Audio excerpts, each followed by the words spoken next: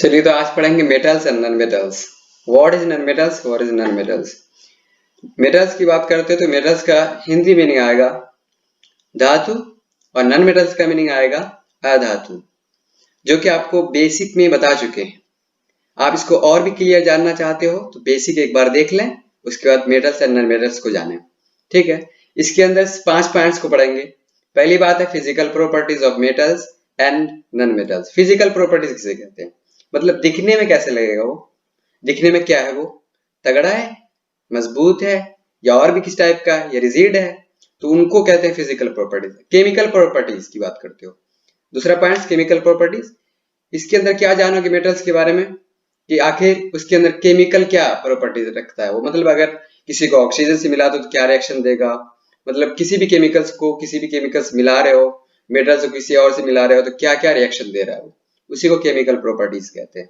तीसरा पॉइंट आता है metals and non metals reactions. जब मेटल को मतलब धातु को और अधातु को रिएक्शन करवाते हो तो क्या मिलने वाला है।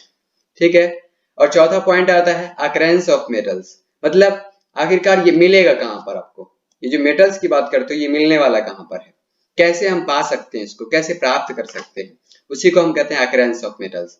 और पांचवा पॉइंट आ जाता है कोरोजन। कोरोजन का मीनिंग आता है जंग लगना। जैसे कि आप गांव घर में रहते हो तो देख ही सकते हो, अगर शहर में रहते हो वहां पर भी बहुत सारी ग्रिलियां लगी हुई होती है, ग्रिल के अंदर जंग लग जाता है, कोई लोहा रखा हुआ होता है उसके अंदर जंग लग जाता है, उसी को कोरोजन कहते हैं। तो आप इस 5 पॉइंट को समझ चुके होंगे, तो हम पहले पॉइंट्स को बताने जा रहे हैं। फिजिकल प्रॉपर्टीज क्या होता है, आखिर दिखने में कैसा लगेगा। तो फिजिकल प्रॉपर्टीज की बात करते हो तो इसके अंदर सबसे पहली बात मेटल की बात करते हैं तो इसके अंदर क्या होता है कि सॉलिड जो होगा, ज्यादातर जो मेटल्स होगा वो सॉलिड रूप में होगा रूम के टेम्परेचर पर। लेकिन मरकरी की बात करते हैं, ये क्या हो जाता है, लिक्विड हो जाता है। रूम के टेम्परेचर पे ये लिक्विड रहेगा, वरना सारा का सारा मेटल्स क्या हो जाएगा, सॉलिड हो जाएगा। डक्टिल, डक्टिल किसे कहते हैं, मतलब किसी भी चीज को हम खींच खींच के बहुत ही लंबा कर सकते हो, उसी को डक्टिल कहते हैं। मतलब किसी भी मेटल्स को लेते हैं उसके बाद क्या करते हैं इसको, अगर हम तार के लिए इस्तेमाल करना चाहें तो तार भी बना सकते हैं। तो आप अपने घर में इस्तेमाल हुए वायर को देख सकते हो, वायर के अंदर जो इस्तेमाल हुआ तार है वो क्या चीज का बना हुआ, मेटल्स का बना हुआ, उसी को हम धातु कहते हैं। और तीसरा पॉइंट आता है मैलिएबल। मैलिएबल का मतलब क्या होता है कि किसी भी चीज को आप पीट पीट के एक पतला सा चादर बना सको, उसी को मैलिएबल कहते हैं। जैसे कि आपके घर के ऊपर या कहीं पर आपने टीन देखा होगा, टीन क्या चीज का बना हुआ है, किसी भी मेटल्स का बना हुआ है, जिसको क्या किया गया, पीट पीट पीट के क्या कर दिया गया, उसको चौड़ा कर दिया जाएगा। और उसी टाइप से आता है सोनोरस। सोनोरस का मतलब होता है किसी भी मेटल्स की बात करते हो उसके अंदर साउंड प्रोड्यूस होगा, आवाज निकलेगा। जैसे आपके स्कूल के अंदर की बात करते हो तो आपके स्कूल में एक बेल लगा हुआ होता है, जब बेल बजती है तो आप क्या करते हो, बाहर निकलते हो, तो वो क्या करता है, साउंड प्रोड्यूस करता है, तो ना बाहर निकलते हो आप। या जैसे घंटी लगती है तो आप दूसरा सिलेबस खोलते हो, फिर कभी तीसरा मतलब घंटी लगती है तो कोई और सिलेबस खोलते हो, उसी को कहते हैं सोनोरस। मतलब कि जब किसी भी मेटल को आप पीटते हो तो उसके अंदर से साउंड निकलेगा, उसी को सोनोरस प्रवृत्ति कहते हैं। अब आता है लस्सरस की बात करते हो। लस्सरस का मतलब होता है कि चमकदार। चमकदार किसे कहते हो, जैसे कि किसी भी मेटल की बात करते हैं तो एक हम अल्युमिनियम को ले लेते हैं, जब उसको देखते हैं तो क्या लगता है हमको कि वो शाइन कर रहा है, चमक रहा है। चमकने का मतलब क्या है कि किसी भी मेटल्स की बात करते हैं उसके अंदर एक चमक भी होती है। ठीक है, उसी को हम लस्सरस कहते हैं। अब इसकी बात करें high melting point, but caesium and gallium आज गैलियम लो मेल्टिंग पॉइंट्स। ठीक है, हाई मेल्टिंग पॉइंट किसे कहोगे, मेल्टिंग का मतलब होता है पिघलना। ठीक है, जिसकी बात करते हैं हम सीजियम और गैलियम की बात कर रहे हैं तो, लेकिन इसका क्या होता है, लो मेल्टिंग पॉइंट है। ज्यादातर आपका जो मेटल होगा उसका जो मेल्टिंग पॉइंट होगा, पिघलने वाला जो एक पॉइंट होगा वो काफी ज्यादा होगा। आखिर होता क्या मेल्टिंग पॉइंट, मतलब कि आप जब किसी को पिघालना चाहो, किसी भी मेटल को पिघालना चाहो, कि गर्म करते हैं इसको पिघालने की कोशिश करते हैं, काफी एनर्जी उसके अंदर लगेगा। ज्यादा एनर्जी लगने को क्या कहते हैं, हाई मेल्टिंग पॉइंट। ठीक है, उसी तरह जिसके अंदर कम एनर्जी लगेगा, कम ताकत लगेगा, कम आपको कोयला या किसी भी गैस का इस्तेमाल करने के बाद कम से कम एनर्जी में क्या हो जाए, वो पिघल जाए, उसे क्या कह देंगे हम, लो मेल्टिंग पॉइंट।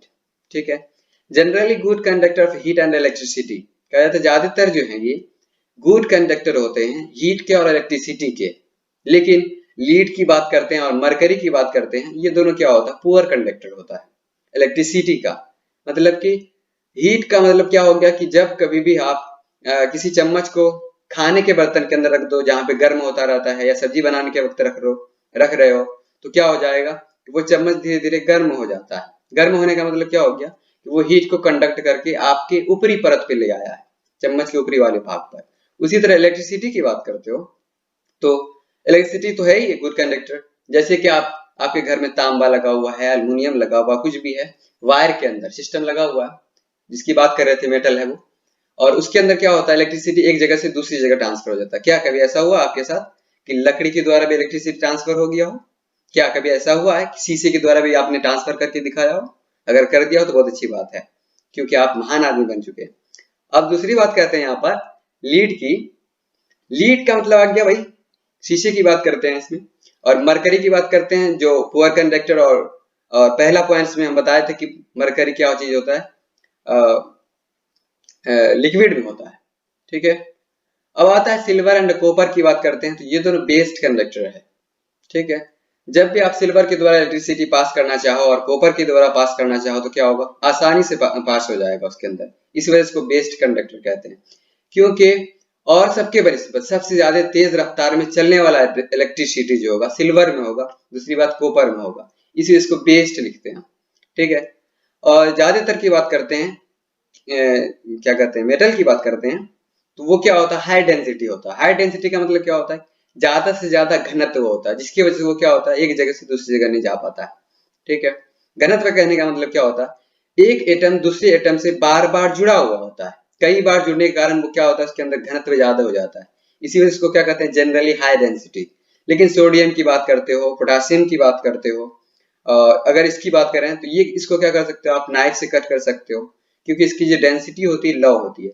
मतलब ये आ गया इसका एटम दूसरे एटम से कम अवस्था में जुड़ा हुआ होता है, जिसकी वजह से क्या होता है कि इसको आप चाकू इस्तेमाल करके क्या कर सकते हो, काट सकते हो, मुलायम भी होता है।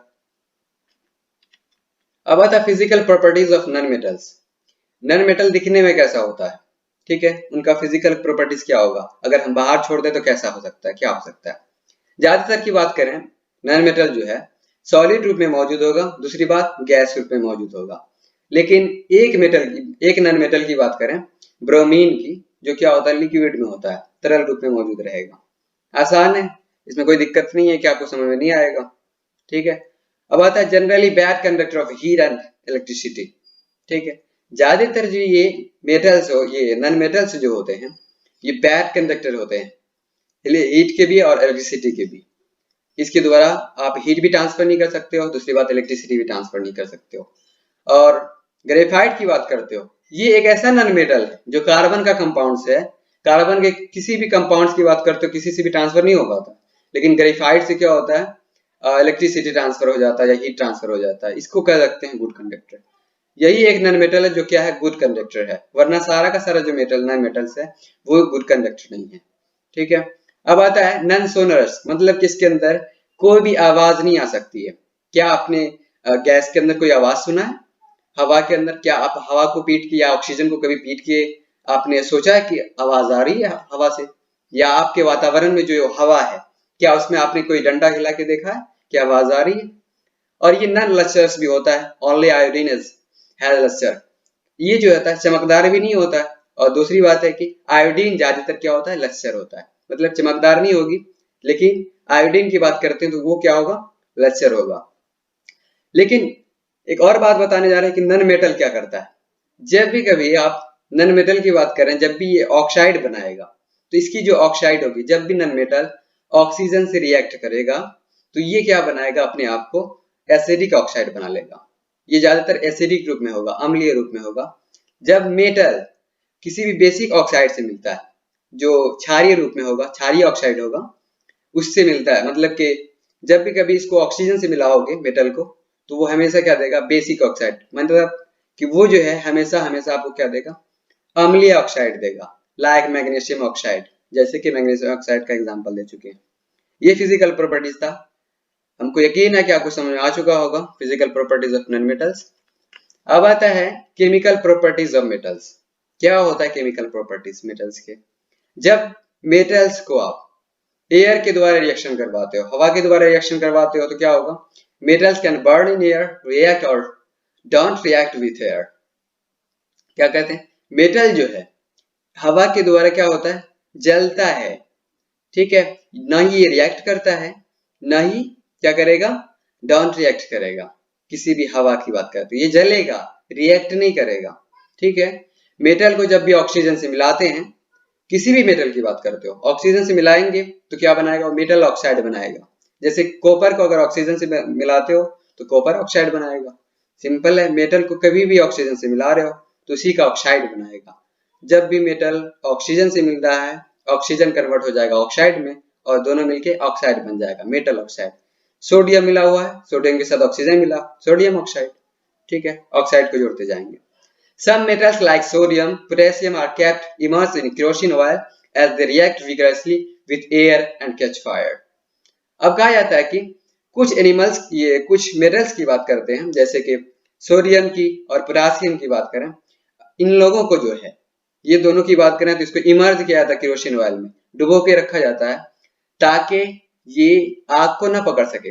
इसका मतलब ये आया कि जब भी कभी सोडियम और पोटासियम को आप खुले हवा में अगर रखते हैं तो क्या हो जाएगा, तुरंत हवा से रिएक्ट कर जाएगा सोडियम और पोटासियम, और उसके अंदर क्या लग जाएगी, आग लग जाएगी।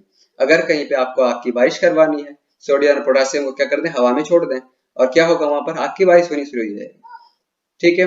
अब आता है some metals like magnesium, aluminium, zinc, plumbum react slowly with air and form a protective layer.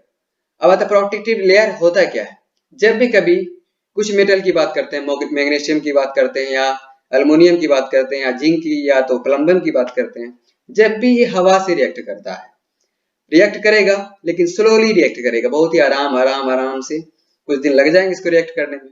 और दूसरी बात, जब भी एयर से रिएक्ट करेगा तो ये क्या करेगा, अपने एरिया पर, अपने मतलब अल्युमिनियम के ऊपर एक परत लगा देगा जिसको प्रोटेक्टिव लेयर कहते हैं, जिससे वो क्या हो जाएगा, जंग लगने से बच जाएगा। ये लेयर बना देता है जब सिर्फ एयर से रिएक्ट करता है तो, ठीक है।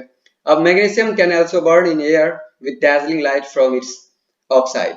कहा जाता है मैग्नीशियम को जब भी आप हवा से क्या करते हो, बर्न करवाते हो, जलाते हो, ऑक्सीजन ही मिलेगा, हवा कहीं पर भी और जलता है तो क्या मिलेगा, उसके साथ ऑक्सीजन ही रिएक्ट करेगा और कोई दूसरा रिएक्ट करने वाला नहीं है, ठीक है।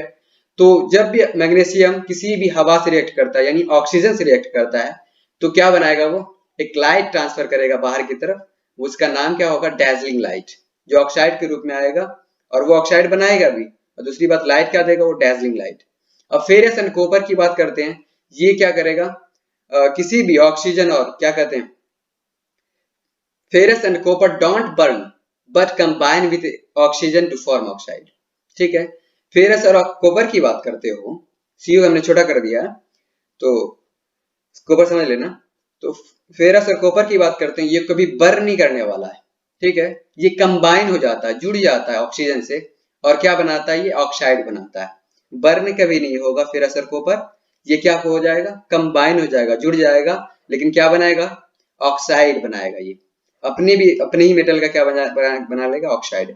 अब metals like silver, gold, platinum don't burn और रिएक्ट विद एयर। कहा जाता है कि सिल्वर की बात करें या गोल्ड की बात करें या प्लेटिनम की बात करें, ये न ही बर्न होगा और न ही क्या होगा, रिएक्ट होगा किसी भी एयर से, न ही ये अभिक्रिया करेगा किसी हवा से, न ही ये जलेगा। सिल्वर की बात करते हो चांदी, गोल्ड की बात करते हो सोना, प्लेटिनम की बात करते हो प्लेटिनम, ठीक है। ये तीन है मेटल्स जो क्या करेगा, न ही बर्न करेगा, न ही हवा से रिएक्ट करेगा, ठीक है। जैसे कि हम एग्जांपल में दे दिए कि मैग्नीशियम को ऑक्सीजन से मिलाते हैं तो क्या बन जाता है, मैग्नीशियम ऑक्साइड। क्या बन जाता है, मैग्नीशियम ऑक्साइड। मैग्नीशियम ऑक्साइड क्या होगा, उनके ही ऑक्साइड हो जाते हैं। तो यहाँ पे हमने Na लिख दिया है, Na गलत है, आप इनको क्या कर देंगे, Mg कर देंगे, ठीक है। अब आता है amphoteric oxide. What is amphoteric oxide? When a metal oxide both react with acid as well as base to form salt and water, Al2O3। कहा जाता है एम्फोटेरिक ऑक्साइड जो बात करते हो तो इसके अंदर क्या होता है एम्फोटेरिक में, कि वो ऑक्साइड मतलब कि मेटल जब ऑक्सीजन से रिएक्ट कर लेगा तो मेटल ऑक्साइड बन जाएगा, और वो मेटल ऑक्साइड जो एसिड से भी रिएक्ट कर जाए, जैसा कि आप पहले वाले चैप्टर में पढ़ चुके हैं, एसिड और बेस। और यहाँ पे क्या कह रहे हैं, मेटल ऑक्साइड जो एसिड से भी रिएक्ट कर जाए और बेस से भी रिएक्ट कर जाए, दोनों से ही रिएक्शन कर ले, उसको क्या कर देंगे आप, एम्फोटेरिक ऑक्साइड, जिसके अंदर क्या बनाता है वो, जब भी एम्फोटेरिक ऑक्साइड अगर क्या कहते हैं एसिड से मिलता है और बेस से मिलता है तो क्या बना लेगा वो, साल्ट एंड वाटर। सिंपल है एम्फोटेरिक ऑक्साइड।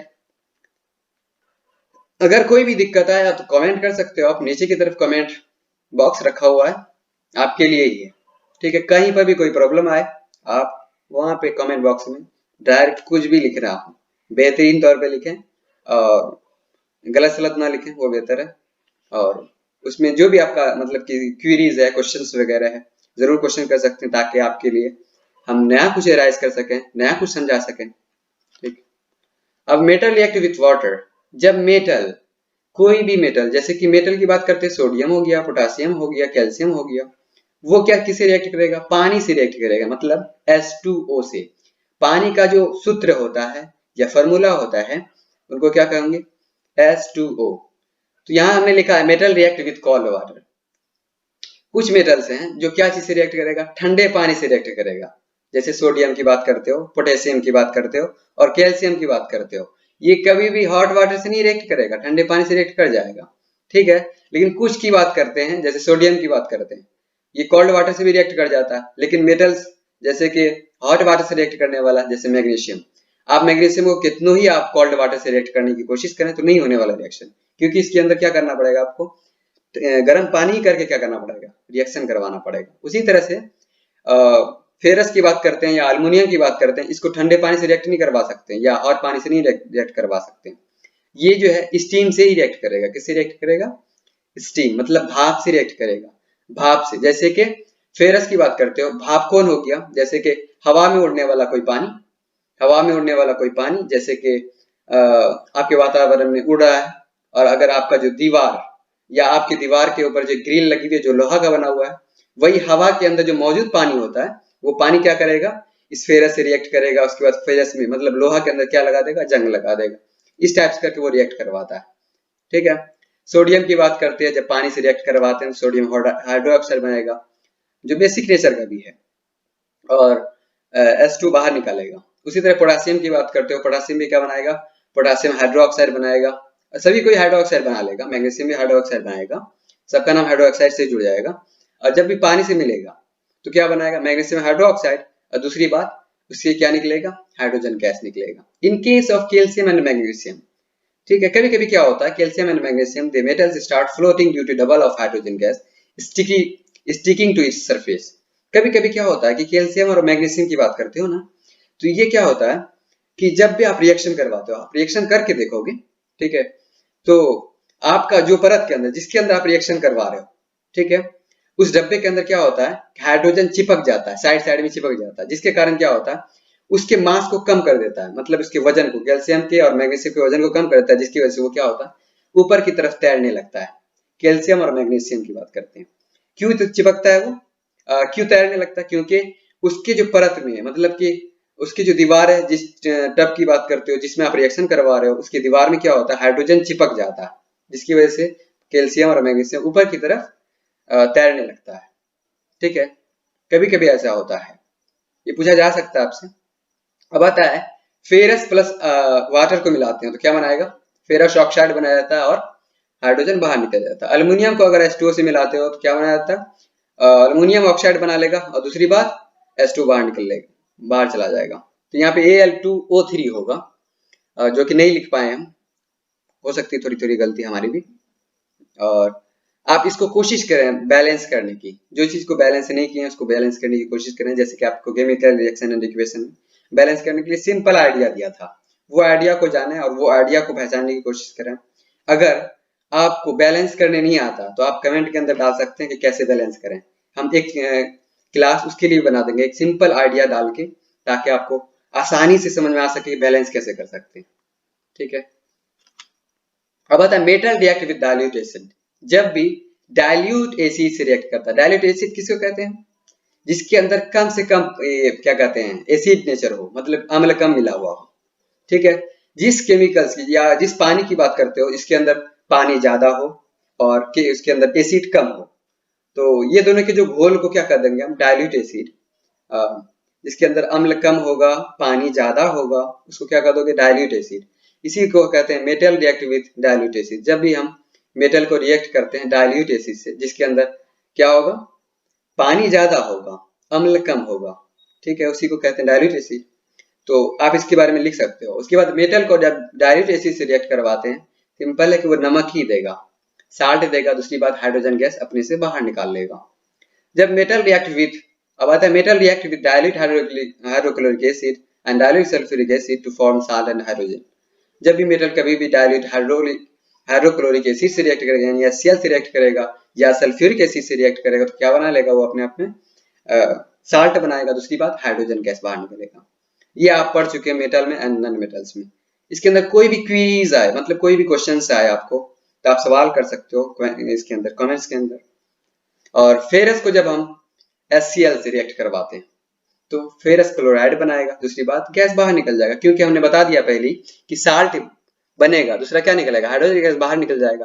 तो हमेशा क्या निकलेगा, फेरस क्लोराइड से मतलब फेरस को क्लोरीन से मिला देंगे और जो हाइड्रोजन बच गया उसको क्या कर देंगे, बाहर निकाल लेंगे, और इसी टाइप से लिखते चले जाएंगे।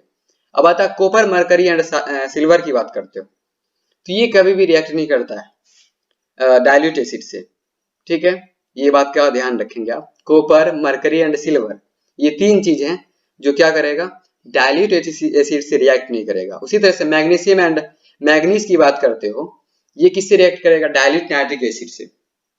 ये फिर उससे रिएक्ट नहीं करेगा, डाइल्यूट हाइड्रोक्लोरिक एसिड से नहीं रिएक्ट करेगा, ना ही सल्फ्यूरिक एसिड से रिएक्ट करेगा, ये डाइल्यूट नाइट्रिक एसिड से रिएक्ट करेगा और फिर क्या निकालेगा अपने अंदर से, हाइड्रोजन गैस को बाहर निकाल लेगा। जैसे कि मैग्नीशियम को हमने डाइल्यूट एसिड से रिएक्ट करवाया, जो क्या है नाइट्रिक एसिड, उसे रिएक्ट करवा दिया और हाइड्रोजन गैस बाहर निकल गया। सिंपल है, आसान है। आप अगर दिमाग लगाते हो तो कंप्लीट है कि समझ में आएगा, आप अगर दिमाग बाहर करते हो तो कंप्लीट है कि समझ में नहीं आएगा। इस वजह से आप इसके अंदर दिमाग लगाओ, थोड़ा सा, ज्यादा नहीं, थोड़ा सा दिमाग लगाओ और कंप्लीट समझ में आएगा, ज्यादा दिमाग लगाने की जरूरत नहीं। अब आता है reaction of metals with other salt metals. जब रिएक्शन ऑफ मेटल्स होता है किसी भी अदर साल्ट मेटल से, किसी भी अदर साल्ट से जब रिएक्शन होगा, किसी भी मेटल्स का किसी भी अदर साल्ट मेटल से रिएक्ट होगा तो क्या बनेगा, ठीक है। जैसे कि मेटल ए को लेते हैं और सॉल्यूशन ऑफ बी को लेते हैं, तो साल्ट सॉल्यूशन ऑफ ए बनता है और मेटल बी बनता है। सिंपल है। जैसे कि मेटल क्या लिए, फेरस लिए, देख सकते हो आप, यहाँ पे फेरस भी है तो इसको देख सकते हो, इसको हम ए मान लेते हैं और कॉपर सल्फेट बना हुआ है यहाँ पर, ठीक है। ये क्या है, साल्ट सॉल्यूशन है, ठीक है। जब ये साल्ट सॉल्यूशन के अंदर से अगला रिएक्शन जो होता है कंबाइन होता है, तो ये क्या करता है, अपने कॉपर को भगा देता है, हटा देता है और उस कॉपर के जगह पे ये अपना जगह ले लेता है, फेरस कॉपर की जगह पे अपना जगह ले लेता है। इसी वजह से हमने मेटल ए और साल्ट सॉल्यूशन ऑफ बी लिया और साल्ट सॉल्यूशन ऑफ ए बन जाता है और मेटल बी क्या होता है, साइड हो जाता है। और metals are not equally reactive, सभी मेटल जो है बराबर के रिएक्टिव नहीं होते, मतलब सभी मेटल ऐसा नहीं होगा कि सब बराबर बराबर बराबर रिएक्ट करेगा। Reactive metals displace less reactive metals from there compounds in solutions. कहा जाता है कि जो सबसे ज्यादा रिएक्टिव मेटल होगा वो लेस रिएक्टिव मेटल को क्या करेगा, बाहर निकाल देगा। अगर इसी की बात करते हैं, अगर कॉपर सल्फेट, पहली बात बताएं, फेरस प्लस कॉपर सल्फेट की बात करें, तो अगर कॉपर की जगह पर फेरस होता तो ये कॉपर कभी भी इसको भगा नहीं पाता, क्योंकि कॉपर पहले से ही लेस रिएक्टिव था, ठीक है। यहाँ पर जो है कॉपर जो आया हुआ है, इसका मतलब यही आता है कि फेरस जो है, फेरस जो है क्या है कि हाई रिएक्टिव है। फेरस क्या करता है, ये कॉपर सल्फेट को बाहर निकाल देता है, ठीक है। उसी तरह से यहाँ पे क्या करता है, फेरस सल्फेट बना लेता है और कॉपर को बाहर कर देता है। जो ज्यादातर रिएक्टिव होगा वो क्या करेगा, एक दूसरे को भगा देगा, ठीक है। और ज्यादातर ये होता है कि सभी कोई इक्वली रिएक्टिव नहीं होता, ठीक है। This form the basis of reactivity series of solutions. यहाँ पे हमने आपको एक रिएक्टिविटी सीरीज दिया कुछ फॉर्म के रूप में, जो सबसे ज्यादा रिएक्टिव कौन होगा, जैसे सोडियम होगा, मैग्नीशियम होगा, कार्बोनियम, कैल्शियम हो गया और मैग्नीशियम हो गया, एल्युमिनियम हो गया, इस टाइप से रिएक्टिव होता जाता है और नीचे की तरफ कम से कम रिएक्टिव हो जाता है। तो यहाँ पर हमने कॉपर को दिखाया है, कॉपर को आप देख सकते हैं इसके अंदर Cu जो क्या है, लेस रिएक्टिव है, और फेरस क्या है, नॉर्मल रिएक्टिव है, जिसकी वजह से क्या होता है, वो लेस रिएक्टिव को क्या करता है, हटा देता है और अपना जगह ले लेता है फेरस। ये रिएक्टिविटी सीरीज को आप लिख लें और याद भी कर लें, कौन सबसे ज्यादा रिएक्टिव होगा, कौन सबसे कम रिएक्टिव होगा। उसी तरह से हमने फेरस को दिखाया यहाँ पर, फेरस और कॉपर सल्फेट को मिला के। फेरस कॉपर को हटा देता है। उसी तरह जिंक को प्लस कॉपर के साथ करते तो कॉपर को क्या कर देता है, हटा देता है। उसी रिएक्टिविटी सीरीज को देख सकते हो। क्यों हटा दिया, जिंक को क्यों हटा दिया, जिंक कॉपर को क्यों हटा दिया, जिंक क्योंकि ज्यादा रिएक्टिव है और कॉपर क्या है, कम रिएक्टिव है। देख सकते हो आप कंप्लीटली इस वजह से